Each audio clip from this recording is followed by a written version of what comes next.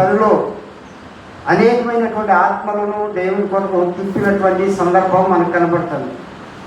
ప్రభు అయినటువంటి యేసు ఆయన సువార్త ప్రారంభించినటువంటి దినాల్లో ఆయన దగ్గరికి ఆయన పిలువగా అనేకులు సువార్తకు లోబడి ఆయన తరువాత ఆయన భుజాల మీద ఉన్న రాజ్యభారాన్ని మోయటానికి 70 మంది శిష్యులు ఆయన దగ్గరికి వచ్చారంట.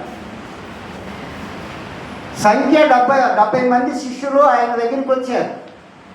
కాల పరిధిలో చూస్తే చివరికి ఎంతమంది మిగిలారంటే 12 మంది మాత్రమే మిగిలిన వారిగా ఉన్నారు. ఇక్కడ ఉన్నటువంటి మనం కూడా చూస్తే ప్రారంభంలో మేము వచ్చినప్పుడు మరి మనకి ఎలా ఉండేది పరిస్థితి, మందిరం సరిపోద్దంటావా అన్నట్టుగా ఉండేది. ఎంతో మొత్తం అంతా నిండిపోయి ఆ గోడ దగ్గరికి కూడా అలాగా కూర్చున్నటువంటి దినాలు మనం చూసిన వారిని ఇక్కడ ఉన్నటువంటి మనందరం.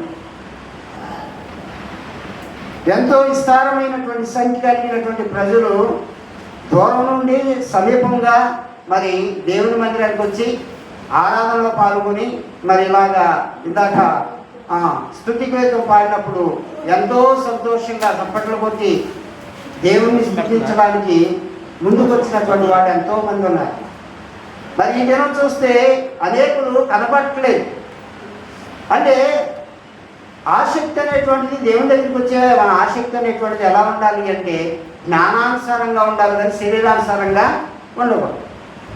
శరీరానుసారమైనటువంటి పరిస్థితి ఎలా ఉంటుందంటే భూ సంబంధంగా ఏం తిందుమా, ఏం తాగుదుమా, ఏం ధరించుకుందామా అని అది కొంతకాలం మాత్రం పనిచేసేదిగా ఉంటుంది.